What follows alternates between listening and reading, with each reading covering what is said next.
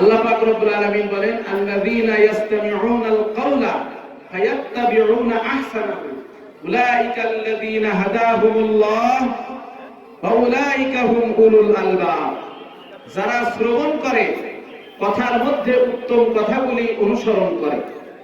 আল্লাযীনা ইয়াসতামিউনাল কাওলা ফায়াত্তাবিউনা আহসানাহু, তারা বক্তব্য শোনে, সেই বক্তব্যের উত্তম কথাগুলি, ভালো কথাগুলি তারা অনুসরণ করে, অনুকরণ করে, নিজের জীবনের সাথে মিলায় এবং আমলের নিয়ত করে। উলাইকা আল্লাযীনা হাদাহুমুল্লাহ, আল্লাহ পাক বলেন এই সমস্ত শ্রবণকারীরাই হেদায়েত প্রাপ্ত। জোরে বলেন সুবহানাল্লাহ। ওয়া উলাইকা হুম উলুল আলবাব, আর এনারা হলো বিচক্ষণ শ্রোতা, এরাই হলো আসল বুদ্ধিমান। জোরে বলেন সুবহানাল্লাহ। আপনি যখন বাড়িতে, এখন তো প্রত্যেকের ঘরে বাইরে আয়না আছে, আর আয়না না থাকলেও টাচ মোবাইল আছে। যুবক ভাইরা অনেকে আয়না এখন আর দেখেন, এখন মোবাইলেই চুল দেখেন। এই আয়নায় যখন মুখটা আপনি দেখেন, আপনার মাথার চুলগুলো যদি এলোমেলো থাকে, চেহারায় যদি ধুলাবালি থাকে, তাহলে কি আপনি আয়নাটা ভেঙে ফেলেন, নাকি আপনি চুলগুলি পরিপাটি করেন? আয়নায় দেখে দেখে আপনি নিজেকে সুন্দর করেন, পরিপাটি করেন। আপনার শরীরে যদি কোনো ময়লা মাটি থাকে, চুলগুলি এলোমেলো থাকে, দোষ তো আয়নার না, কথা ঠিক কিনা? তাহলে আয়নায় দেখে দেখে আমি আপনি নিজেদেরকে সুন্দর করি, পরিপাটি করি। তাহলে আমাদের সামনে পবিত্র মহাগ্রন্থ আল কোরআন, মহাগ্রন্থ আল কোরআন, সেই কোরআন আল্লাহ রাব্বুল আলামিন দিয়েছেন আয়না স্বরূপ। মানবতা, বিশ্বের মানবতা, শুধু মুসলমানেরা না, শুধু মুসলমানেরা, গোটা মানব জাতির জন্য আল্লাহ রাব্বুল আলামিন কোরআন নাযিল করেছেন। হুদাল লিন্নাস, গোটা মানব জাতি যেন কোরআন দেখে দেখে নিজেদেরকে কোরআনের সাথে ঢেলে সাজিয়ে সুন্দর করে পরিপাটি করে মুমিন মুত্তাকি পরিচয় ধারণ করে আল্লাহর সামনে যেন ফিরে যেতে পারে। কথা ঠিক না বেঠিক? আল্লাহ রাব্বুল আলামিন বলেন এই দুনিয়ার জীবনে যারা আমার কোরআন থেকে যারা গাফিল ছিল, কোরআনের উপদেশ থেকে যারা গাফিল ছিল, কোরআন থেকে যারা বিমুখ ছিল, কিয়ামতের দিন আমি তাদেরকে অন্ধ অবস্থায় উঠাবো। এই দুনিয়ায় যারা কোরআন থেকে নিজেদেরকে দূরে সরিয়ে রেখেছিল, কিয়ামতের দিন আল্লাহ তাদের কিভাবে উঠাবেন? জোরে বলুন কিভাবে? সূরা তাহা আয়াত নাম্বার কত? জোরে বলুন আয়াত নাম্বার কত? 124। আল্লাহ রাব্বুল আলামিন বলেন দুনিয়ার জীবনটা তাদের জন্য হবে সংকুচিত এবং কিয়ামতের দিন আমি তাদেরকে অন্ধ করে উঠাবো। আমান আরাদা আন যিকরি ফাইন্না লাহু মাঈশাতান দানকা ওয়া নাহশুরুহু ইয়াওমাল কিয়ামাতি আমা। দুনিয়ার জীবনটা তাদের জন্য হবে সংকীর্ণময়। সংকীর্ণময় মানে এই না যে তারা খেতে পারবে না, পড়তে পারবে না, বাড়ি গাড়ি করতে পারবে না, এর অর্থ এই নয়। এর অর্থ হলো তাদের অন্তরের প্রশান্তি সংকুচিত হয়ে যাবে, অন্তরে তারা শান্তি পাবে না। কথা বলেন ঠিক না বেঠিক? অন্তরের শান্তি আলাদা। ক্বালা রাব্বি লিমা হাশারতানি আ'মা, কিয়ামতের দিন আমি যখন তাদেরকে অন্ধ করে উঠাবো, সেই দিন তারা বলবে ও আল্লাহ, দুনিয়ায় তো আমরা চোখে দেখতাম, আজকে কেন আমাদেরকে অন্ধ করে ওঠানো হলো? কারণটা কি? আল্লাহ রাব্বুল আলামিন বলবেন ক্বালা কাযালিকা আতাতকা আয়াতুনা ফানাসিতাহা ওয়া কাযালিকাল ইয়াওমা তুনসা। দুনিয়াতে যখন তোমার কাছে আমার কোরআনের মেসেজগুলি গিয়েছিল, তখন তোমরা আমার কোরআন থেকে বিমুখ হয়ে গিয়েছিলে, কোরআনকে তোমরা ভুলে গিয়েছিলে। যেমন ভাবে দুনিয়ায় তোমরা কোরআনকে ভুলেছিলে, আজকে কিয়ামতের ময়দানে, কঠিন ময়দানে আমি আল্লাহ তোমাদের ভুলে গেলাম। জোরে বলবেন না নাউযুবিল্লাহ। দুনিয়ায় তোমরা কোরআন ভুলেছিলে, আজকে আমি আল্লাহ রাব্বুল আলামিন তোমাদেরকে ভুলে গেলাম। আমার প্রিয় ভাইয়েরা, কোরআনুল কারীম হলো মানব জাতির জন্য হেদায়েতের কিতাব। আল্লাহ রাব্বুল আলামিন কোরআনটা নাজিল করলেন, এই কোরআন কঠিন করে নাজিল করেন নাই, সহজ করে নাজিল করেছেন। আল্লাহ রাব্বুল আলামিন বলেন ওয়ালাকাদ ইয়াসসারনাল কুরআনা লিযিকরি ফাহাল মিন মুদ্দাকির। আওয়াজ দিয়ে বলুন আল্লাহু আকবার। আরো জোরে বলুন আল্লাহু আকবার। আল্লাহ রাব্বুল আলামিন সূরাতুল কমারের একটি আয়াতে নয়, 4টি আয়াতের মধ্যে বলেন ও দুনিয়ার মানবতা, আমি কোরআনকে উপদেশ গ্রহণ করার জন্য সহজ করে নাজিল করেছি। কে আছো কোরআন থেকে উপদেশ গ্রহণ করার? ফাহাল মিন মুত্তাকিন, কোরআন থেকে উপদেশ গ্রহণ করার মতন কেউ কি আছো? উপদেশ নেব কোথা থেকে? জোরে বলুন কোথা থেকে? কোরআন থেকে আমরা উপদেশ নেব। কোরআন হলো আমাদের গাইডলাইন, গাইড বুক, হেদায়েতের কিতাব। এই কোরআনের মধ্যে কি কোনো ভুল আছে? জোরে বলুন ভুল আছে?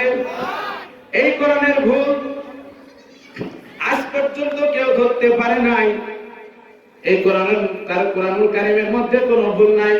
রব্বুল আলামিন বলেন যালিকাল কিতাবু লা রাইবা ফীহি হুদাল লিল মুত্তাকিন। এই আয়াতটা মুখস্থ আপনাদের আছে? দেখি কাদের মুখস্থ আছে, হাত তোলেন। আমার সাথে সবাই পড়ুন, হাত উঁচু করেন সবাই।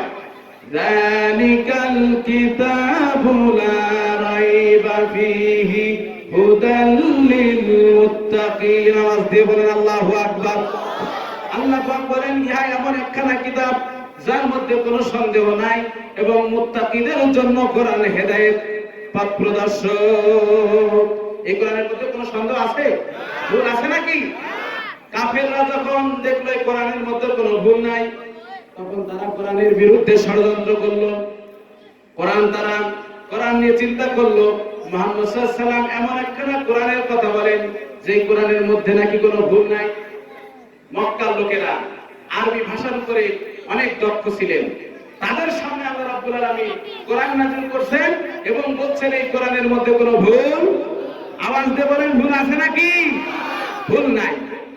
তখন কাফের মুশরিকরা চিন্তা করলো কোরআনের মতন একখানা কিতাব রচনা করা যায় নাকি। ভুল ধরার জন্য তারা সবাই মিলে চিন্তা করলো। আল্লাহ রাব্বুল আলামিন একটা চ্যালেঞ্জ তাদের মধ্যে দিলেন। আল্লাহ রাব্বুল আলামিন বললেন কুল্লা ইন জিতমাআতিল ইনসু ওয়াল জিন্নু আলা আইয়াতু বিমিথলি হাদাল কুরআন। আওয়াজ দিয়ে বলেন আল্লাহু আকবার।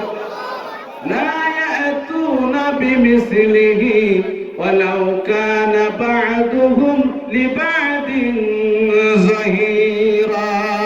আল্লাহু আকবার। মানুষেরা বলে নাকি যে কোরআন আমরা রচনা করেছি, মুহাম্মদ সাল্লাল্লাহু আলাইহি ওয়াসাল্লাম নিজে রচনা করেছেন, এমন কথা কি তারা বলে? তাহলে মানব জাতি এবং জিন জাতি সবাই মিলে একত্রিত হয়ে আমি আল্লাহকে বাদ দিয়ে তারা কোরআনের মতন একটা কিতাব তারা রচনা করে দেখায় পারবে নাকি? সূরা বনী ইসরাঈলের ৮৮ নম্বর আয়াতের মধ্যে আল্লাহ রাব্বুল আলামিন প্রথম চ্যালেঞ্জ দিলেন, কোরআনের মতন একখানা কিতাব তারা রচনা করতে পারবে না। তারা কাফের মুশরিকরা, তারা কবি লাবিব বিন বাশার, মুসাইলামাতুল কাজ্জাব, এরকম মক্কার বড় বড় কাফেরদের কাছে তারা গেল যে কোরআনের মতন একখানা কিতাব রচনা করে আমাদেরকে দাও। তারা সবাই মিলে গবেষণা করলো, চিন্তা করলো, গবেষণা করলো, তারা পারে নাই। এরপর আল্লাহ রাব্বুল আলামিন বলছেন কোরআনের মতন এত বড় কিতাব, ১১৪ খানা সূরা আছে। কয়টা সূরা? ১১৪টা সূরা আছে। এই ১১৪টা সূরার মতন তোমরা সূরা তৈরি করতে পারবে না, তাহলে কোরআনের 10টা সূরার মতন সূরা তোমরা তৈরি করে দেখাও। কয়টা সূরা? সূরা বলেন কয়টা? আগে ছিল ১১৪টা, এইবার চ্যালেঞ্জ কিন্তু কমে আসলো, মাত্র 10টা। কয়টা? জোরে বলেন কয়টা? হাতের আঙুল কয়টা? আল্লাহ পাক সূরা হুদের 13 নম্বর আয়াত নাযিল করলেন। আম ইয়াকুলুনা ফাতারাহু কুল ফাআতু বিআশরি সুওয়ারিন মিসলিহি মুফতারায়াত ওয়াদউ মান ইসতাতা'তুম মিন দুনিল্লাহি ইন কুনতুম সাদিকিন। আওয়াজ দিয়ে বলা যাবে না আল্লাহু আকবার। কাফেরদের সামনে আবার আল্লাহ রাব্বুল আলামিন বললেন ১১৪টা সূরা তোমরা তৈরি করতে পারো নাই, 10টা সূরা তৈরি করে দেখাও। পারবে নাকি? অবর্তনের মানুষ পারবে নাকি 10টা সূরা তৈরি করতে? কাফেররা পারবে না। আল্লাহ রাব্বুল আলামিন বলছেন যদি তোমরা সত্যবাদী হও তাহলে কোরআনের 10টা সূরার মতো তোমরা সূরা তৈরি করে দেখাও। তারা গবেষণা করলো, পরিষদ বসাইলো, মিটিং করলো, সভা করলো, কিন্তু তারা কোরআনের 10টা সূরার মতো সূরা তারা তৈরি করতে পারলো না। এরপরে আল্লাহ রাব্বুল আলামিন বলছেন সর্বশেষ চূড়ান্ত চ্যালেঞ্জ। আল্লাহ রাব্বুল আলামিন বলেন وَإِن كُنتُمْ فِي رَيْبٍ مِّمَّا نَزَّلْنَا عَلَى عَبْدِنَا فَأْتُوا بِسُورَةٍ مِّن مِّثْلِهِ মিন দুনিল্লাহি ইন কুনতুম সাদিকিন। চিৎকার দিয়ে বলেন আল্লাহু আকবার। আল্লাহ রাব্বুল আলামিন বললেন, ও দুনিয়ার কাফেররা, তোমরা কি মনে করো আমি আমার বান্দার প্রতি যে কিতাব নাযিল করেছি এটা আমার বান্দার নিজের তৈরি করা বানানো? যদি মনে করো তাহলে কোরআনের ছোট্ট একটি সূরার মতন একটা সূরা তৈরি করে দেখাও। সূরা বাকারার মতো নয়, সূরা আলে ইমরানের মতো নয়, সূরা নিসার মতন বড় সূরা নাই, ছোট্ট একটি সূরা। কোরআনের ছোট্ট সূরার নাম কি ভাই জোরে বলেন, আরো জোরে বলেন। এই আওয়াজ দিলে তো হবে না, সূরা কাউসার। ছোট্ট একটি সূরার মতন সূরা যদি তোমরা তৈরি করে আনতে পারো, যদি তোমরা সত্যবাদী হও, ফাইলাম তাফআলু ওয়ালান তাফআলু, তোমরা সেটা করতে পারবে না, কখনো পারবে না। চ্যালেঞ্জ দিচ্ছেন কে? আমরা। এখন আমার প্রিয় ভাইয়েরা, আজকের বর্তমান বিশ্বে আমরা যেই যুগে বসবাস করছি সবচেয়ে আধুনিক যুগ, কথা ঠিক কিনা? কত পরিবর্তন, কত কিছু নতুনত্ব আসলো। এই 1450 বছর পার হয়ে গিয়ে আপনারা বলুন, এই কোরআনুল কারীমের সূরা তো দূরের কথা, আয়াত তো দূরের কথা, কোরআনুল কারীমের একটা জের জবর নুক্তা কি পরিবর্তন হয়েছে? জোরে বলুন, জের জবর নুক্তার কি পরিবর্তন হয়েছে? লিল্লাহি তাকবীর। এই কোরআন শুধু মুসলমানদের জন্য আসে নাই, শুধু হিন্দুদের জন্য আসে নাই, ইহুদি নাসারাদের জন্য আসে নাই, কোরআন এসেছে গোটা মানব জাতির জন্য, কথা ঠিক না বেঠিক? আল্লাহ রাব্বুল আলামিন বলেন, হুদাল লিন্নাসি ওয়া বাইনাতিন মিনাল হুদা ওয়াল ফুরকান। জোরে বলুন আল্লাহু আকবার, আরো জোরে বলুন আল্লাহ। হেদায়েতের কিতাব সুস্পষ্ট বাণী নিয়ে আপনার ভিতরে কি কি সমস্যা আছে, পা থেকে মাথা পর্যন্ত আপাদ মস্তক আপনার যা কিছু ত্রুটি আছে, কোরআন পড়া শুরু করুন। কোরআনের বা থেকে শুরু করে সিন পর্যন্ত একবার অর্থ পড়ুন, আপনি দেখবেন আপনার সমস্ত ভুলগুলো কোরআন ধরে দিচ্ছে, কথা ঠিক না বেঠিক? কোরআন ভুল ধরার পরে, কোরআন যখন আপনাকে ভুল ধরে দিবেন, কোরআনের সাথে গাদ্দারি করা যাবে না, কোরআনের কাছে সারেন্ডার করতে হবে, কোরআনের প্রত্যেকটা কথা মেনে নিতে হবে। যদি কোরআনের একটা আয়াতও যদি আপনি অস্বীকার করেন, তাহলে মুসলমানের খাতায় আপনার নাম থাকবে না। আফাতুমিনুনা বিবাদিল কিতাবি ওয়া তাকফুরুনা বিবাদ। জোরে বলুন আল্লাহু আকবার। কোরআনের কিছু কথা মানবা আর কিছু মানবে না, এটা তো মুসলমানের চরিত্র না, এটা মুনাফিকের চরিত্র। মুমিনের চরিত্র হলো কোরআনে তারা শতভাগ বিশ্বাস করবে, কোরআনের একটা আয়াতকেও তার বিরুদ্ধে মনে করবে না, কারণ এই কোরআনটা নাজিল করেছেন যিনি, তিনি কে? আওয়াজ দিয়ে বলুন, তিনি কে? সেই আল্লাহর শক্তি মনে হয় আগের থেকে একটু কমে গেছে, আগের মতনই আছে। আমরা সবাই মিলে আল্লাহর প্রশংসা যদি করি আর প্রশংসা যদি নাও করি, আল্লাহ পাক সব মহিমায় প্রশংসিত। জোরে বলেন, কথা ঠিক না বেঠিক? এখন আপনাদের বাড়ির পাশে বিআরবির একটা বিল্ডিং আছে না নাই? কত তালা? কেউ বলে 35 তালা, কেউ বলে 40 তালা সমান, কেউ বলে বাংলাদেশের শ্রেষ্ঠ বিল্ডিং। এক একজন এক এক রকম বলতেছে। এখন কোনটা ঠিক আল্লাহ ভালো জানে, আমরা তো আর মাপ যোগ করে হাত দিয়ে দেখিনি। এই যে বিশাল বড় বিল্ডিং, আপনি বটতল মোড়ে এই যে আমার রবি ঠাকুরের যে মূর্তি তৈরি হয়েছে, কথা বুঝতে পেরেছেন? এই ঠাকুরের এই পাশে গিয়ে যদি আপনি এই বিল্ডিং মুখো তাকান, তাহলে বিশাল বড় একটা বিল্ডিং আপনার চোখে ধরা পড়বে না? পড়বে না? সবার চোখে ধরা পড়বে না ভাই? কোন একজন ব্যক্তি যে যদি বলে যে কই আমার সামনে তো আমি বিল্ডিং দেখতেছি না, তখন যাদের চোখ আছে তারা বলবে, বিয়া তোমার কি চোখ কানা না চোখে দেখো না, নাকি তুমি দিন কানা না রাখতে? ঘটনা কি? এত বড় বিশাল বিল্ডিং তোমার চোখে বাজে না, কারণটা কি? ভাই তুমি চোখের সামনে পর্দা দিয়ে রেখেছো, নাই তোমার চোখ অন্ধ, কথা ঠিক না বেঠিক? এখন আল্লাহ, আমরা বলি আল্লাহু আকবার, বলেন আল্লাহু আকবার না আল্লাহু আকবার, বলেন আল্লাহু আকবার। বলতে ভালো লাগে না খারাপ লাগে? জোরে বলেন, ভালো না খারাপ? আমরা বলি আল্লাহু আকবার, এর অর্থ কি? আল্লাহ সবচেয়ে মহান, আল্লাহ মহান, আল্লাহ সর্বশ্রেষ্ঠ। এখন আপনি যদি আল্লাহু আকবার না বলেন, আপনি যদি কেউ যদি বলে বিআরবির বিল্ডিং এখানে নাই, বিআরবির বিল্ডিং আছে কিনা? জোরে বলেন, আছে কিনা? কেউ যদি অস্বীকার করে আল্লাহ আল্লাহ সবচেয়ে বড়, এটা আমি মানি না, এরপরেও আল্লাহ মহান না মহান না? যারা বলেন আল্লাহ মহান কিনা? দুনিয়ার গোটা দুনিয়ার মানবতা মানুষ আর নাই মানুষ, আমার আল্লাহ হলেন আল্লাহু আকবার। যারা বলেন আল্লাহু আকবার।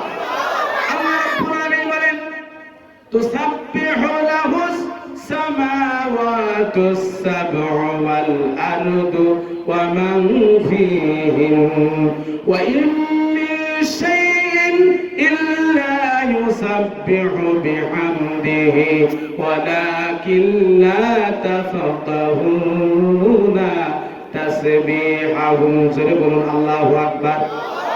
আল্লাহ রাব্বুল আলামিন বলেন গোটা আসমান সমূহে যা কিছু আছে, জমিনে যা কিছু আছে, মাঝখানে যা কিছু আছে, সব কিছু আমি আল্লাহ রাব্বুল আলামিনের তাসবিহ গুণগান জিকির করতেছে। বলেন আল্লাহু আকবার।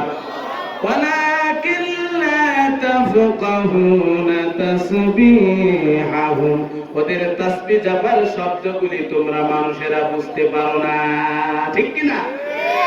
নদীর কলতানে কুলু কুলু ধ্বনি, পাখির কণ্ঠে কুহু কুহু ডাক, আসলে সে কুহু কুহু বলতেছে না, সে বলতেছে আল্লাহু আল্লাহু। আওয়াজ দিয়ে বলেন কথা ঠিক না বেঠিক? সবাই আল্লাহর জিকির করতেছে, আল্লাহর তাসবিহ গুণগান গাচ্ছে, শুধুমাত্র আমরা মানুষেরা। আল্লাহ রাব্বুল আলামিন আমাদেরকে স্বাধীনতা দিয়েছেন, তোমার ইচ্ছা হলে তুমি জিকির করতে পারো, আর ইচ্ছা না হলে তুমি জিকির নাও করতে পারো। আমি আল্লাহ রাব্বুল আলামিন ফেরেশতা দিয়ে তোমার ঘাড় মটকাবো না, ঠিক কি না?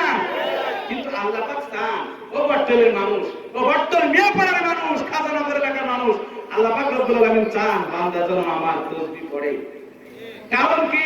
আল্লাহ বলেন লা ইন শাকারতুম লাযিদান্নাকুম ওয়া লা ইন কাফারতুম ইন্না আযাবি লাশাদীদ। চিৎকার দিয়ে বলা যাবে না আল্লাহু আকবার। আল্লাহ রাব্বুল আলামিন সূরা ইব্রাহিম ৭ নম্বর আয়াতের মধ্যে বলেন, ও বান্দারা যদি তোমরা আমার শুকরিয়া আদায় করো, আমি তোমাদের নিয়ামতকে বাড়িয়ে দেব। নিয়ামত বাড়াই দিবেন তিনি কে? আরো জোরে বলেন তিনি কি? এর দুইটা তাফসীর, একটা হলো আল্লাহ পাক নিয়ামত বাড়াই দিবেন, আরেকটা তাফসীর হলো আল্লাহ পাক শুকর করার তৌফিক বাড়াই দিবেন, অর্থাৎ আপনি শুকরগুজারি বান্দা হয়ে যাবেন। জোরে বলেন সুবহানাল্লাহ। প্রিয় ভাইরা, আপনাদের কি কষ্ট হচ্ছে? রাগ করতেছেন? আলোচনা কি চলবে? একটু চলবে, চলবে। দেখি হাত তোলেন, চলবে কারা কারা চলবে? লিল্লাহি তাকবীর। আল কোরআনের একজন মুসলমানের সন্তান হয়ে নারায়ে তাকবীর আল্লাহু আকবার স্লোগানের বিরোধিতা করতে পারে না, কথা ঠিক কিনা?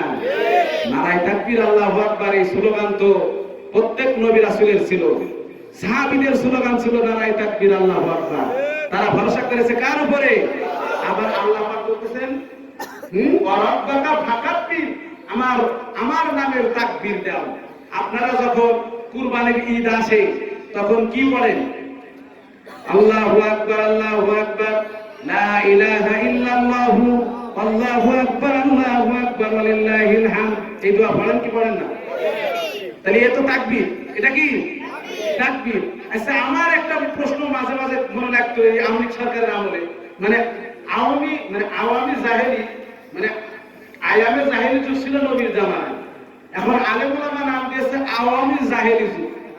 এই আওয়ামী জাহেলি যুগের সময় কি আওয়ামী লীগরা নামাজ পড়তো না? তারা কি তাকবীর এই দোয়া করতো না? আওয়ামী লীগরা তো নামাজ পড়ে। এতটুকু কমন সেন্স নাই যে কুরবানির ঈদের সময় যেটা পড়া হয় ওইটার নামও তাকবীর। নামাজ পড়তে গেলে কি দেওয়া হয়? তাকবীর। জানাজা নামাজ পড়তে গেলে কি দেওয়া হয়? তাকবীর। সমস্ত জায়গায় তাকবীর। যখন বাচ্চা জন্মগ্রহণ করে তখন কি দেওয়া হয়? তাকবীর। সব জায়গায় তাকবীর। কাবা শরীফে হজ করতে গেলে কি দেওয়া হয়? তাকবীর। সব জায়গায় তাকবীর। আর তুমি বলো কোরআনের মাহফিলে তাকবীর দেওয়া যাবে না, এরকম জিহাদি স্লোগান দেওয়া যাবে না, তোমার শয়তানে কি তোমার বিবেকে পিশাব করেছে? কথা ঠিক কিনা? তার মানে বুঝা যাচ্ছে দেখতে মুসলমানের মতো হলেও কি হবে? ও হলো দরবেশ বাবার মতন শয়তান, কথা ঠিক কিনা? দরবেশ বাবা ছিলেন তো, কি সুন্দর সাদা চাপদাড়ি, আমার আঙ্কেলের মতন এরকম সুন্দর চাপদাড়ি, যেই বেকায়দায় পড়েছে উনি বিলেট দিয়ে একেবারে। এজন্য কোরআনের বিরোধিতা যে কোনো জনতন মানুষ করে না, কোরআনের বিরোধিতা করে তারা আবু জাহেলের নাতি পুতি যারা। আবু জাহেল এখন আসবে না, উকবা সাইবা মুগিরা আসবে না, ফেরাউন আসবে না, নমরুদ আসবে না, কিন্তু আল্লাহ রাব্বুল আলামিন বলছে ফেরাউন আসবে না, নমরুদ আসবে না, হামান আসবে না, এরকম আবু জাহেল আসবে না, কিন্তু তাদের নাতি পুতিরা আসবে। কথা ঠিক কিনা? তারা ক্ষমতার মসনদে যাবে এবং দেশ চালাবে। আমি আল্লাহ পাক আগে থেকেই ঘোষণা দিয়ে দিলাম, কোরআনের মধ্যে কোট করে দিলাম, লিনানজুরা কাইফা তা'মালুন। আল্লাহু আকবার। আল্লাহ পাক বলছেন আমি ক্ষমতা দিয়ে দেখি। আল্লাহ পাক বলছেন লিনানজুরা কাইফা তা'মালুন, ক্ষমতা আমি দিয়ে দেখি জনগণের সাথে কি ব্যবহার করো। আমি আল্লাহ রাব্বুল আলামিন যখন দেখি তুমি জনগণের সাথে জুলুম করতেছো, জনগণের সাথে দুর্ব্যবহার করতেছো, একের পর এক নির্যাতন জুলুমের স্টিমুলার তুমি চালাচ্ছ, আমি আল্লাহ পাক দেখি, তোমাকে একটু ঢিল দিই, একটু সুযোগ দিই, দেখি তুমি ফিরে আসো কিনা। যখন তুমি ফিরে আসো না, তখন ফেরাউনকে যেভাবে পানির মধ্যে চুবাইছি, আমি আল্লাহ রাব্বুল আলামিন এই আবু জাহেলের নাতিপুতি যারা আছে, নব্য হাসিনার উত্তরসূরি যারা আছে, এদেরকেও আমি আল্লাহ রাব্বুল আলামিন ঘাড়ে ধাক্কা দিয়ে ক্ষমতা চেয়ার থেকে নামাই দিই। ঠিক না বেঠি? আল্লাহ পারে না? পারে না? হেদায়েত দিতে পারে কি? আল কোরআন। কি দিতে পারে? হেদায়েত দিতে পারে আল কোরআন। মানবতার সমাধান আল কোরআন। মানবতার সমাধান কি? আল কোরআন। এই কোরআন সবাইকে হেদায়েত দেয় না, যারা মুত্তাকি পরহেজগার আল্লাহ পাকের কোরআন তাদেরকে হেদায়েত দিয়ে দেয়। কথা ঠিক না বেঠি? হেদায়েত কিভাবে রব্বুল আলামিন দেন তার একটা ঘটনা কি আপনারা শুনবেন? আমার প্রিয় ভাইরা, আবু জাহেল ছিল আল্লাহর নবীর সবচেয়ে বড় দুশমন। এটা ঠিক কিনা? আবু জাহেলের থেকে নবীর বিরোধিতাকারী কি ওই সময় আবু জাহেলের থেকে ফার্স্ট ক্লাস মানে শয়তান কি আর ছিল? নবীর বিরোধিতায় আবু জাহেল ছিল এক নাম্বার, দুর্ধর্ষ শয়তান ছিল। এই আবু জাহেল নবীর সাথে দুশমনি করেন। নবীজি যদি বলেন যে সাদা, আবু জাহেল বলে কালো। নবীজি যদি বলেন দিন, আবু জাহেল বলে রাত। আমার প্রিয় নবী, বিশ্ব নবী যদি কোন জায়গায় মজমায় নিয়ে দিনের কিছু আলোচনা করেন, সাথে সাথে উঠে যাওয়ার সাথে সাথে আবু জাহেল ওই মজলিসে গিয়ে বলতো, আব্দুল্লাহর বেটা মুহাম্মদ কি বলেছে সত্যি করে বলো। যখন তারা বলতো কোরআনের দাওয়াত দিয়েছে, নামাজের দাওয়াত দিয়েছে, তখন তারা বলতো না না না, এটা মেনো না, এই ব্যক্তি পাগল। নাউজুবিল্লাহ বলবেন না? এই ব্যক্তির কাছে তোমরা মিশবা না, এই ব্যক্তির নিকটে আসবা না, এই ব্যক্তি আমাদের দেবতা বিরোধী। বলতো না? বলতো না? লাত মানা পুচ্ছা বিরোধী, সুতরাং এই ব্যক্তির কাছে তোমরা ঘেঁষবে না। পাগল পাগল বলে স্লোগান দিয়ে মক্কায়, আরবে, গোটা আরবে নবীর বিরোধিতা করার জন্য আবু জাহেল ছিল ফার্স্ট ক্লাস মানে শয়তান। ঠিক কিনা? এই আবু জাহেলের সন্তান ইকরিমা, এই ইকরিমা আল্লাহ নবী ঘোষণা দিলেন খুব তাড়াতাড়ি এই আবু জাহেলের সন্তান ইকরিমা উপর ত্যাগ করে, আবু জাহেলের দল ত্যাগ করে সে ইসলাম গ্রহণ করে মুসলমান হয়ে যাবে। জোরে বলেন সুবহানাল্লাহ। শুনতে রাজি আছেন ভাই? আবু জাহেলের সন্তান ইকরিমা, আল্লাহ নবী যখন ঘোষণা দিলেন, এখন আপনারা জবাব দিবেন আল্লাহ নবীর কথা সত্য হবে না মিথ্যা? আরো জোরে বলতে হবে। জোর হইল না? সবাই বলেন আল্লাহ নবীর কথা সত্য। রাইফেলের বন্দুকের গুলি মিস হতে পারে, সবচেয়ে সর্বাধুনিক প্রশিক্ষণ প্রাপ্ত কোন ব্যক্তির ফায়ার মিস হতে পারে, কিন্তু আমার নবীজির দোয়া কখনো মিস হবে না। কথা ঠিক কিনা? আল্লাহ নবী বললেন ইকরিমা খুব তাড়াতাড়ি মুসলমান হয়ে যাবেন, ইসলামের পতাকা তলে চলে আসবেন। আল্লাহ নবী এই ঘোষণা দিলেন, মক্কা বিজয় হয়ে গেল। আল্লাহ নবী কয়েকজনের নাম ঘোষণা করলেন। আল্লাহ নবী বললেন এই কয়েকজন ব্যক্তি মক্কা শরীফ অর্থাৎ কাবা শরীফের গিলাপের নিচে যদি আশ্রয় নেয়, কাবার গিলাপের নিচে যদি তারা পলায়ন করে, এরপরেও তাদেরকে যেখানে পাবে সেখানেই তাদেরকে হত্যা করবে। এই লিস্টের এক নাম্বারে যার নাম, তার নাম ছিল ইকরিমা। নাম কি? এক নাম্বারে লিস্টে ছিল ইকরিমার নাম। এই ইকরিমা যখন মক্কা বিজয় যখন হয়ে গেল, আল্লাহ নবীর ঘোষণা শুনে ইকরিমা ভয় পেয়ে গেলেন। তিনি ঘোড়া নিয়ে পলায়ন করলেন। ইয়ামেন অঞ্চল দিয়ে সমুদ্র পথে পালানোর চেষ্টা করলেন, তিহামা অঞ্চল দিয়ে বেগতিক দিকে অবস্থা। আল্লাহ নবী এইদিকে ঘোষণা করেছেন ইকরিমা শীঘ্রই ইসলামের পতাকা তলে চলে আসবেন। আল্লাহ নবীর ঘোষণা শোনার পরে ইকরিমা পলায়ন করেছে। আর এইদিকে ঘটনা ঘটলো কি, হযরতে আবু সুফিয়ানের স্ত্রী হিন্দা সহ আরো কিছু মহিলারা এই ইকরিমার স্ত্রী উম্মু হাকিম সহ সবাই মিলে নবীজির হাতে বায়াত গ্রহণ করলেন। সবাই পড়লেন লা ইলাহা ইল্লাল্লাহু মুহাম্মাদুর রাসূলুল্লাহ। একটু জিকির করেন লা। কালেমা পড়ে যখন মুসলমান হয়ে গেলেন, ইকরিমার স্ত্রী একটা আবেদন করলেন, রিকোয়েস্ট করলেন, ইয়া রাসূলুল্লাহ, আপনি যে ঘোষণা দিয়েছেন যে কয়জন ব্যক্তিকে হত্যা করা তার এক নম্বরে যার নামটা রয়েছে সে আমার প্রাণের স্বামী ইকরিমা। ইয়া রাসূলুল্লাহ, ইয়া হাবিবাল্লাহ, আপনি তো দয়ার নবী, মায়ার নবী, আপনি যদি আমার স্বামীকে মাফ করে দেন, আমান দিয়ে দেন, নিরাপত্তা দিয়ে দেন, আমি আমার স্বামীকে ফিরাই নিয়ে আসবো। আল্লাহ নবী ঘোষণা দিলেন তোমার স্বামীকে আমি মাফ করে দিলাম। আওয়াজ দিয়ে বলেন না সুবহানাল্লাহ। আমার নবী ছিলেন কোমল নবী, দয়ার নবী, মায়ার নবী, কথা ঠিক কিনা?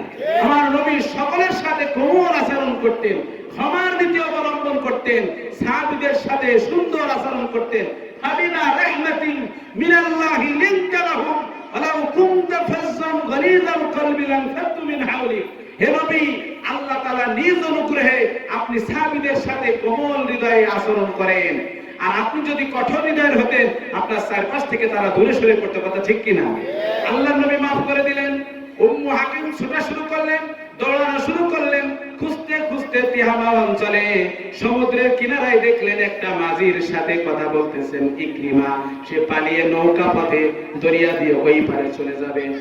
উম্মু হাকিম ডাক দিতেছেন প্রাণের স্বামী ইকরিমা, শোনো শোনো, আল্লাহ নবীর দরবার থেকে আমি তোমার জন্য নিরাপত্তা নিয়ে এসেছি, তুমি ফিরে আসো। ইকরিমা বলতেছেন তুমি কিভাবে শুনেছো? ওই মুহূর্তে ইকরিমা মাঝির সাথে কথা বলতেছেন, যে নৌকার মাঝি তো সবাই চেনেন, নৌকার মাঝির সাথে কথা বলতেছেন। মাঝি ভাই বলতেছে ইকরিমা তুমি সত্যবাদী হও। তখন বলতেছে কিভাবে আমি সত্যবাদী হব? মাঝি বলতেছে তুমি পড়ে নাও লা ইলাহা ইল্লাল্লাহু মুহাম্মাদুর রাসূলুল্লাহ। এই কালেমা পড়ে তুমি সত্যবাদী হও। ইকরিমা বলতেছেন কি বলো মাঝি? এই কালেমার ভয়ে আজকে আমি পলায়ন করতেছি, কালেমার ভয়ে পলায়ন করতেছি। ইকরিমা যখন এই ঘোষণা শুনলেন মাঝির কাছ থেকে, তিনি বললেন এই কালেমার ভয়ে তো আমি পলায়ন করতেছি। তার বিবি যখন বলল ইকরিমা আসো, ফিরে আসো, আল্লাহ নবী তোমাকে মাফ করেছেন। ইকরিমার বিশ্বাস হয় না। ইকরিমা বলতেছে তুমি কি নিজের কানে শুনেছো? তুমি কি নিজের কানে শুনেছো আল্লাহ নবী আমাকে মাফ করেছেন? আমি কিন্তু এক নাম্বার লিস্টে আসামি। কয় নাম্বার লিস্টে? এক নাম্বার একেবারে প্রথম সিরিয়াল। আমাকে যেখানে পাওয়া যাবে সেখানে হত্যা করা হবে। বলতেছে আমি নিজ কানে শুনেছি তোমাকে আল্লাহ রাসূল মাফ করে দিয়েছেন, তুমি আমার সাথে ফিরে এসো। ইকরিমা তার স্ত্রীর সাথে ফিরে আসলেন। প্রতিমধ্যে তার স্ত্রীর সাথে ইকরিমা একটু রাত কাটাইতে চাইলেন, একান্ত সঙ্গ করে মিলিত হতে চাইলেন। স্ত্রী বলতেছে প্রাণের স্বামী না না, এটা হতে পারে না, এটা হবে না, কখনো নয়। ইকরিমা বলতেছেন কেন হবে না? বলতেছে আমি একজন পবিত্র মহিলা, আমি একজন ইমানদার মহিলা, আর তুমি এখনো মুশরিক, এখনো কালেমা পড়ে মুসলমান হও নাই, সুতরাং তোমার সাথে আমি মিলিত হইতে পারবো না। একান্তে নিরালাই তখনই আমি তোমার সাথে মিলিত হব যখন তুমি কালেমা পড়ে মুসলমান হয়ে যাবা। আল্লাহু আকবার। ইকরিমা তখন চিন্তা করলেন কি এমন কথা, স্বামী স্ত্রীর মাঝে এরকম পর্দা দিয়ে দিল, কি এমন কালেমা? চলো আমাকে বিশ্ব নবীর দরবারে নিয়ে যাও। বিশ্ব নবীর দরবারে নিয়ে গেলেন ইকরিমাকে। ইকরিমা বললেন ইয়া রাসূলুল্লাহ, ইয়া হাবিবাল্লাহ, আমি আপনার সবচেয়ে বড় দুশমন আবু জাহেলের সন্তান ইকরিমা। আমি আপনার বহুত ক্ষতি করেছি, ইসলামের বিরোধিতা করেছি, ইসলামের রাজ কায়েম হতে দিই নাই, একের পর এক ষড়যন্ত্র করেছি। আপনি কিসের দাওয়াত দেন? আল্লাহ নবী বললেন, আমি নামাজের দাওয়াত দিই, সৎ কাজের দাওয়াত দিই, ভালো কাজের দাওয়াত দিই, ন্যায় ইনসাফ কায়েমের দাওয়াত দিই, কোরআনের দাওয়াত দিই। আল্লাহ নবী যখন এই দাওয়াত দিলেন, ইকরিমার মনটা ভালো লেগে গেল। ইকরিমা বলছেন, আমি আর মুশরিক থাকতে চাই না, আমি পড়ে দিলাম লা ইলাহা ইল্লাল্লাহ মুহাম্মাদুর রাসূলুল্লাহ। সবাই বলুন সাল্লাল্লাহু আলাইহি ওয়াসাল্লাম। ইকরিমা মুসলমান হয়ে গেল। আল্লাহ নবীর কথা সত্য না মিথ্যা? জোরে বলেন, সত্য না মিথ্যা? এখন ইকরিমার কাছে একটা কিতাব আসলো, সেই কিতাবের নাম কি? ইকরিমা কোরআনটা বুকের সাথে জড়িয়ে ধরে, কোরআনটা বুকে জড়িয়ে ধরে বলে, কিতাবু রাব্বি কালামু রাব্বি, আমার রবের কিতাব, আমার রবের কালাম। অন্যান্য সাহাবীরা বলতেছেন, ইকরিমা মুসলমান হওয়ার পরে তার মধ্যে এত বেশি নামাজ কায়েমকারী, নামাজ আদায়কারী আমরা কাউকে দেখিনি, এত বেশি জিকির করতে আমরা কাউকে দেখিনি, এত শক্তিশালী ঈমান ইকরিমা এনেছিল যেটা পাহাড়কে গলাতে পারে। সুবহানাল্লাহ। হঠাৎ করে যুদ্ধের জামানা বেজে উঠল, ইয়ারমুকের যুদ্ধ রোমানদের বিরুদ্ধে। ইকরিমা ওই যুদ্ধে অংশগ্রহণ করবে। আল্লাহ নবী হাতে বায়াত দিলেন, ইয়া রাসূলুল্লাহ, আমি ইসলামের যত ক্ষতি করেছি, এখন থেকে দ্বিগুণ বেশি ইসলামের পক্ষে আমি লড়াই করব। আল্লাহু আকবার। যত ক্ষতি আমি ইসলামের করেছি, তার থেকে দ্বিগুণ আমি এখন ইসলামের পক্ষে কাজ করব। সুবহানাল্লাহ। আল্লাহ নবীর সাহাবী ইকরিমা, তিনি কিন্তু এখন আর মুশরিক নাই, এখন কিন্তু দাগি আসামি নাই, এখন আল্লাহ নবীর জলিলুল কদর সাহাবী রাদিয়াল্লাহু তাআলা আনহু বলা এখন ওয়াজিব হয়ে গেছে। কথা ঠিক না? ঠিক। কারণ সে এখন জান্নাতি মানুষ।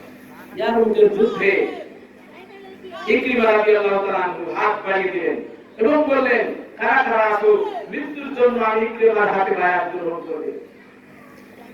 আয়াস ইবনে আবি রাবিয়া, হারিস ইবনে হিশাম সহ প্রায় 400 সাহাবী সবাই মিলে ইকরিমার হাতে বায়াত গ্রহণ করলেন শাহাদাত বরণ করার জন্য। জোরে বলেন সুবহানাল্লাহ।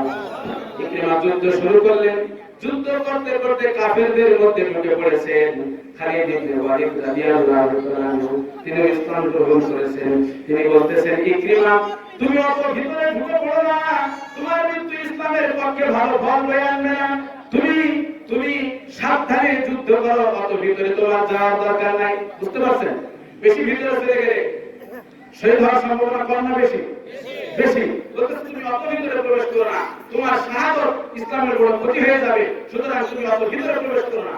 ইকরিমা বলতেছে, খালিদ তুমি জানো না ইসলামের কত বেশি ক্ষতি আমি করেছি, ইসলামের রাজ কায়েম করতে কত বাধা আমি দিয়েছি, আজকে আমাকে ঠেকাও না। আল্লাহ নবীর সাহাবী আমি ইকরিমা, আমার পাপের কাফারা আদায় করতে দাও। বীর বিক্রমে যুদ্ধ করলেন, রোমানদের বিরুদ্ধে ইয়ারমুকের যুদ্ধে মুসলমানদের পক্ষে বিজয় ছিনিয়ে আনলেন। আল্লাহু আকবার।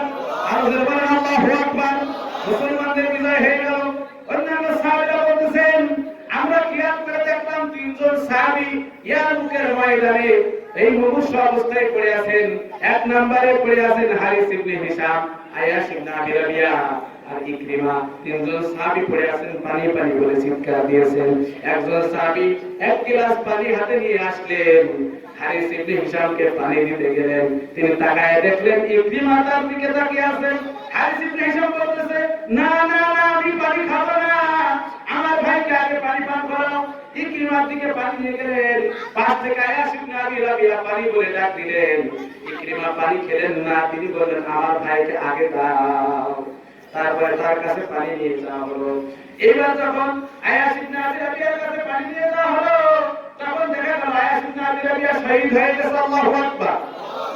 এরপরে ওই পানি গিলাস নিয়ে যারা পূর্বের সাহাবী ইকরিমার কাছে আসলেন, হযরত ইকরিমা রাদিয়াল্লাহু তাআলা শাহাদাতের নসিব করেছেন। সুবহানাল্লাহ। এরপরে প্রথম সাহাবীর কাছে আসলেন, তিনিও শাহাদাতের মর্যাদা লাভ করেছেন। জোরে বলেন সুবহানাল্লাহ। ওয়া ইউসিরুনা আলা আনফুসিহিম ওয়ালাউ কানা বিহিম খাসাসা। সূরা হাশরের 9 নম্বর আয়াত। আল্লাহ রাব্বুল আলামিন বলেন, তারা হলো এমন মানুষ যারা নিজেদের থেকে অন্যদেরকে অগ্রাধিকার দান করে, জোরে বলেন সুবহানাল্লাহ। নিজের থেকে আগে অন্য ভাইয়ের সমস্যাটাকে তারা বড় মনে করে। আর আজকে আমাদের মধ্যে আগে নিজে খাবো, আগে নিজে করবো, নিজের আগে ভালো দরকার, অন্যের কি হইলো হইলো আমার দেখার দরকার। কথা ঠিক কিনা? কিন্তু সাহাবীদের কাজ ছিল কি, আগে আমার ভাইয়ের ব্যবস্থা হোক, তারপরে আমার। কথা ঠিক কিনা? আর আমাদের মধ্যে হিংসা, প্রতিহিংসা, অহংকার আছে না নাই? এজন্য হিংসা কি করা যাবে? অহংকার করা যাবে? সাহাবীদের মতন জীবন আমরা কারা গঠন করতে চাই? দেখি দুই হাত দেখি। সাহাবীদের মতো আমরা কারা কারা হতে চাই, আমল করতে চাই? দেখি তাকবীর লিল্লাহ। সাহাবীদের মধ্যে কি আন্তরিকতা ছিল, কি মহব্বত ছিল। তারা সবাই মিলে একত্রে পান করতেন, একত্রে খাবার খেতেন, একত্রে জামাতের নামাজ আদায় করতেন। কথা ঠিক না বেশি? আবু হুরায়রা রাদিয়াল্লাহু তাআলা আনহু বুখারী শরীফের একটি হাদিস শুনতে চান সবাই? আবু হুরায়রা রাদিয়াল্লাহু তাআলা আনহু 5374 খানা হাদিস তিনি বর্ণনা করেছেন। সবচেয়ে বেশি হাদিস তিনি বর্ণনা করেছেন আল্লাহর নবী সাল্লাল্লাহু আবু হুরায়রা রাদিয়াল্লাহু তাআলা আনহু উনি ক্ষুধার যন্ত্রণায় গেল, কয়েকদিনের রাখা। হাদিসের মধ্যে এসেছে কিছু কিছু সাহাবী ক্ষুধার যন্ত্রণায় পেটে পাথর বাঁধতেন। আমরা তো আগে বুঝতাম না পেটে পাথর কিভাবে বাঁধে। ফিলিস্তিনের যোদ্ধাদেরকে আমরা দেখলাম ফেসবুকে ভাইরাল হয়েছে, পেটের সাথে পাথর বাঁধা হয়েছে। ঠিক না ঠিক? আবু হুরায়রা রাদিয়াল্লাহু তাআলা আনহু কয়েকদিনের রাখা ক্ষুধার যন্ত্রণায় তিনি রাস্তায় বের হয়ে পড়েছেন। পেটে অনেক ক্ষুধার যন্ত্রণা। ক্ষুধা লাগলে কষ্ট হয় কিনা ভাই? যারা ক্ষুধার কষ্ট করেছেন, আমি আপনারা সবাই বুঝতে পারছেন আমি কোন জায়গার কথা বলতেছি। আবু হুরায়রা রাদিয়াল্লাহু তাআলা রাস্তায় গিয়ে দেখলেন যদি কোনো ব্যক্তি আসে, আমি ইমিডিয়েটলি কিছু বললে হয়তো সে বুঝতে পারবে যে আবু হুরায়রা ক্ষুধা লেগেছে। তিনি খেয়াল করে দেখলেন আল্লাহর নবী সাহাবী আবু বকর রাদিয়াল্লাহু তাআলা আনহু আসতেছেন। তিনি চাইতে সরাসরি চাইতে লজ্জা পেলেন যে আমাকে একটু খাবারের ব্যবস্থা করুন, চাইতে লজ্জা পেলেন। তার কারণ হচ্ছে আল্লাহর নবী পছন্দ করতেন না কোন মানুষ কোন মানুষের কাছে হাত পাতুক। হাত পাতা কি খারাপ, ভালো অভ্যাস নাকি? হাত পাতা কি ভালো অভ্যাস? হাত পাতা কি ভালো অভ্যাস? এটা ছোট কাজ। কথা ঠিক কিনা? আমার প্রিয় ভাইরা, আবু হুরায়রা বুঝতে পারেন জ্ঞানী মানুষ, তিনি বলতেছেন ভাই একটা আয়াতের কথা জানতে চাচ্ছিলাম। আবু বকর রাদিয়াল্লাহু তাআলা আনহু আয়াত জিজ্ঞাসা করলেন। উদ্দেশ্য আয়াত জানা না, উদ্দেশ্য হলো আমার মুখটা মলিন দেখে এবং আমার ক্ষুধায় কাতর দেখে, মুখটা জীর্ণ শীর্ণ দেখে অবশ্যই আবু বকর জিজ্ঞেস করবে আবু হুরায়রা তুমি কয়দিন না খেয়ে রয়েছো? উদ্দেশ্য ছিল এইটা, ঠিক কিনা? এখন আবু বকরকে আয়াত জিজ্ঞাসা করেছেন। আবু বকর রাদিয়াল্লাহু তাআলা আনহু বুঝতে পারলেন, তিনি জবাব দিয়ে চলে গেছেন। আরো মনটা খারাপ হয়ে গেল। এরপরে হযরত ওমর ইবনে খাত্তাব রাস্তা দিয়ে আসলেন। আবু হুরায়রা চিন্তা করলেন এবার যদি ওমর ইবনে খাত্তাবের কাছে আয়াত জিজ্ঞাসা করি হয়তো সে বুঝতে পারবে, কিন্তু ওমর ইবনে খাত্তাব বুঝতে পারল না। জবাব দিয়ে চলে গেলেন। এরপরে ওই রাস্তা দিয়ে আমার নবী আপনার নবী বিশ্বনবী রাহমাতুল লিল আলামিন আসতেছেন। আবু হুরায়রা চিন্তা করলেন আবু বকর বুঝলো না, ওমর বুঝতে পারলো না, কিন্তু অবশ্যই আমার রহমতের নবী বিশ্বনবী অবশ্যই বুঝতে পারবেন। চিৎকার দিয়ে বলেন সুবহানাল্লাহ। আবু হুরায়রা বলেন ইয়া রাসূলুল্লাহ, আল্লাহর নবী ডাক শোনার সাথে সাথে বলছে আবু হুরায়রা চলো আমার সাথে চলো চলো। আবু হুরায়রার মুখ থেকে বলা লাগে নাই, আল্লাহর নবী বুঝতে পেরেছেন আমার আবু হুরায়রা না জানি কয়দিনের না খাওয়া। আল্লাহর নবী হাতটা ধরে হুজরা মুবারকের মধ্যে নিয়ে গেলেন। আবু হুরায়রা অনুমতি নিয়ে গৃহের মধ্যে প্রবেশ করলেন। আল্লাহ রাসূল দেখলেন এক পেয়ালা, এক পাত্র দুধ রয়েছে, এক পাত্র দুধ রয়েছে। আল্লাহর নবী বললেন ওগো বিবি এই দুধ কোথা থেকে আসলো? আল্লাহর নবী বিবি বললেন অমুক একজন ব্যক্তি আপনার জন্য হাদিয়া দিয়েছে। আল্লাহ রাসূল বলেন আবু হুরায়রা যাও, শিগগিরই যাও, আর সুপাই যে সাহাবীরা রয়েছে তাদের সবাইকে ডেকে নিয়ে আসো। আর সুপাই ওই সাহাবীরা থাকতো যারা দিন শিক্ষা করতে ইলম চর্চা করতেন। আবু হুরায়রা তাদের মধ্যে একজন অন্যতম সাহাবী। আবু হুরায়রা চিন্তা করতেছেন সামান্য একটু দুধ আমি একটু পান করবো তা কিনা। এখন আহলে সুপার ৩০০ সাহাবীদেরকে ডাকতে বললেন না জানি এই দুধ আমার কপালে জোটে কিনা। এই কথা চিন্তা করতেছেন এতটুকু দুধ কিভাবে সম্ভব? সবাইকে ডেকে নিয়ে আসবেন। আসার পর আল্লাহ রাসূল বলেন হুরায়রা এক পাশ থেকে প্রত্যেক সাহাবীকে দুধ পান করানো শুরু করো। সবাইকে দুধ পান করানো হয়ে গেল, সবাই তৃপ্তি সহকারে খেলেন। আল্লাহ রাসূল বললেন, আবু হুরায়রা এবার তুমি পান করো। আবু হুরায়রা পান করলেন। আল্লাহ রাসূল বললেন, আবার পান করো। আবু হুরায়রা আবার পান করলেন। আল্লাহ রাসূল বললেন, আবু হুরায়রা তুমি আবার পান করো। আবু হুরায়রা বললেন, ইয়া রাসূলুল্লাহ, আল্লাহর কসম আমার পেটের মধ্যে আর কোনো জায়গা নাই, আমার পেট ভরে গেছে। সুবহানাল্লাহ। রাসূল বললেন, আমাকে দাও। আল্লাহ রাসূল এবার বিসমিল্লাহ বলে দুধ পান করলেন আর বললেন, আলহামদুলিল্লাহি রাব্বিল আলামিন। প্রশংসা আদায় করলেন সবাইকে নিয়ে, সবাইকে নিয়ে ইসলামের প্রত্যেকটা কাজ সবাইকে নিয়ে। নামাজ একাকী না জামাতে? নামাজ একাকী না জামাতে? জামাতে নামাজ। হজ সবাই একত্রে এক জায়গায় জড়ো হয়ে, কথা ঠিক কিনা? দেখেন এই যে মুসলমানদের অধিকাংশ ইবাদতগুলি এইরকম সবাই মিলে, এজন্য একাকী করা যাবে না। Unity is strength.